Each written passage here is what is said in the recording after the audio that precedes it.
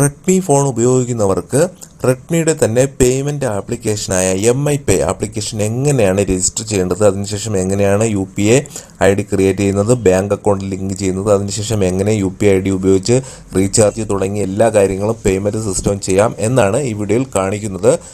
Redmi mobile application ഉപയോഗിക്കുന്നവർക്കാണ് MIPay സാധാരണ കൊടുക്കുന്നത്. അല്ലാത്തവർക്കും ഇനി റെഡ്മി ഫോൺ ഉള്ളവർക്ക് MIPay ആപ്ലിക്കേഷൻ ഇൻസ്റ്റാൾ ചെയ്തിട്ടില്ലെങ്കിൽ അത് ഇൻസ്റ്റാൾ ചെയ്യുന്നതിനുള്ള ആപ്ലിക്കേഷൻ്റെ ലിങ്കും ഇവിടെ ഡിസ്ക്രിപ്ഷൻ ബോക്സിൽ കൊടുത്തിട്ടുണ്ട്. അതിൽ ക്ലിക്ക് ചെയ്തുകൊണ്ട് നിങ്ങൾക്ക് ഇൻസ്റ്റാൾ ചെയ്യാവുന്നതാണ്.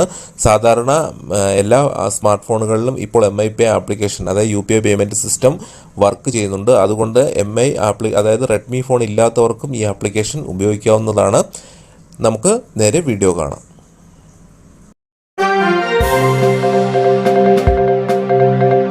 സാധാരണ റെഡ്മി ഫോൺ ഉള്ളവർക്ക് ഓൾറെഡി MIPay എന്ന് പറഞ്ഞ ഒരു ആപ്ലിക്കേഷൻ ഇൻസ്റ്റാൾ ആയിരിക്കും. ഇൻസ്റ്റാൾ ആയിട്ടില്ല എങ്കിൽ നിങ്ങൾക്ക് ഇൻസ്റ്റാൾ ചെയ്യണമെങ്കിൽ വീഡിയോയുടെ ഡിസ്ക്രിപ്ഷൻ ബോക്സിൽ അതിൻ്റെ ലിങ്ക് കൊടുത്തിട്ടുണ്ട്. അതിൽ ക്ലിക്ക് ചെയ്തുകൊണ്ട് നിങ്ങൾക്ക് ഇൻസ്റ്റാൾ ചെയ്യാവുന്നതാണ്.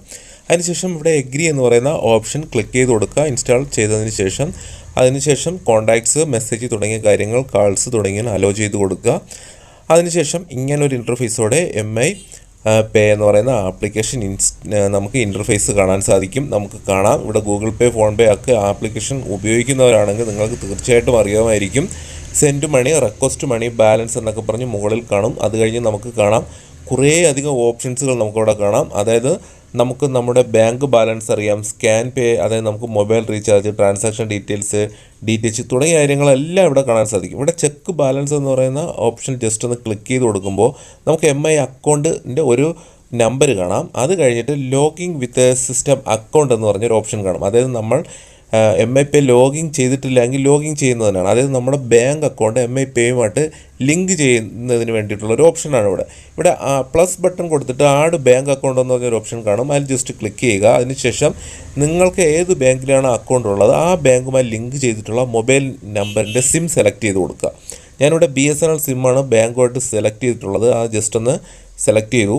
അതിനുശേഷം നമ്മുടെ ആ സിമ്മിൽ ബാലൻസ് വേണം ഒരു മെസ്സേജ് പോകുന്നതിന്. ആ മെസ്സേജ് പോയി കഴിഞ്ഞാൽ അതിൽ നിന്ന് ഒരു 1 ടൈം പാസ്വേഡ് നമുക്ക് വരുന്നതായിരിക്കും. ആ OTP എടുത്ത് നമ്മൾ ഇതിൽ എൻ്റർ ചെയ്ത് കൊടുക്കുക. ഇവിടെ മെസ്സേജ് വന്നിട്ടുണ്ട്.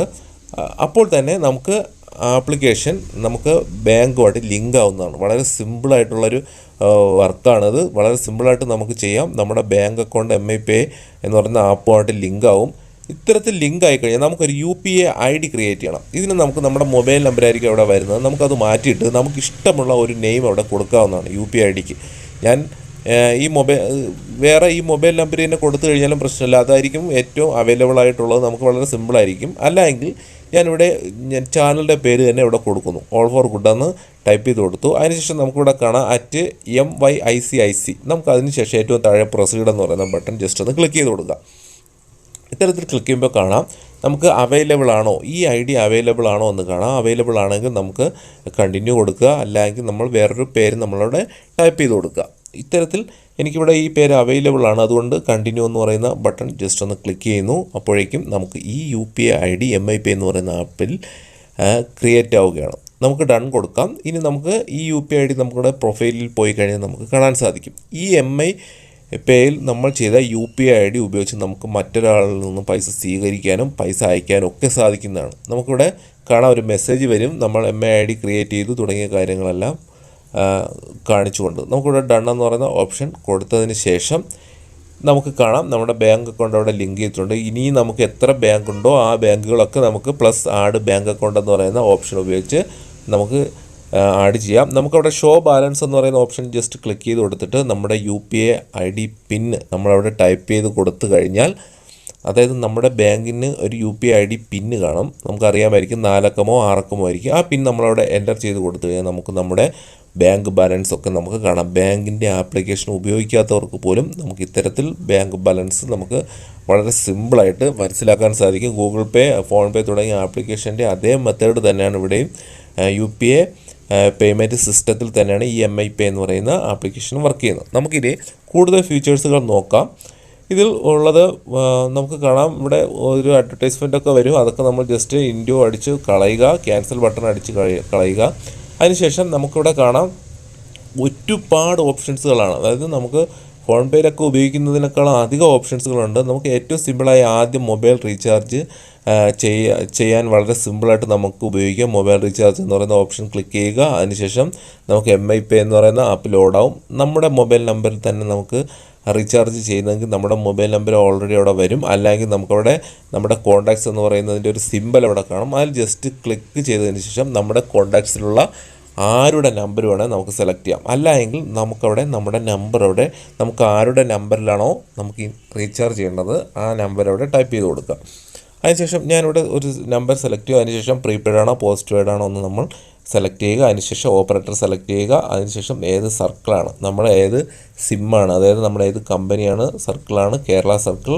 അതിനുശേഷം ടോപ്പപ്പ് ആണോ സ്പെഷ്യൽ റീചാർജ് ആണോ അത് സെലക്ട് ചെയ്യുക. എമൗണ്ട് അടിക്കുക. പ്രൊസീഡ് എന്ന് പറഞ്ഞ ഓപ്ഷൻ കൊടുക്കുക. മൊബൈൽ റീചാർജ് ചെയ്യുന്നതായിരിക്കും.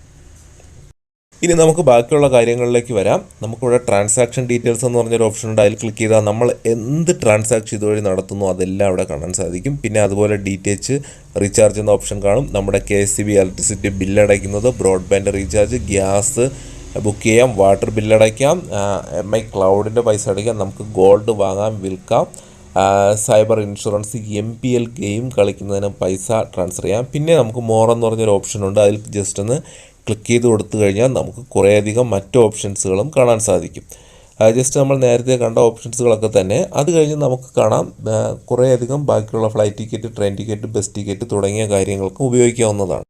സാധാരണ UPI ആപ്പുകൾ പോലെ നിങ്ങൾക്ക് തീർച്ചയായിട്ടും ഈ ആപ്ലിക്കേഷൻ ഉപയോഗിക്കാം. പൈസ പേയ്മെൻറ്റുകളെല്ലാം തന്നെ നടത്താം. യാതൊരുവിധ പ്രശ്നങ്ങളുമില്ല. റെഡ്മി ഫോൺ ഉപയോഗിക്കുന്നവർക്ക് തീർച്ചയായും ഉപകാരപ്പെടും. അല്ലാത്തവർക്കും MI Pay ആപ്ലിക്കേഷൻ ഇൻസ്റ്റാൾ ചെയ്ത് ഉപയോഗിക്കാവുന്നതാണ്.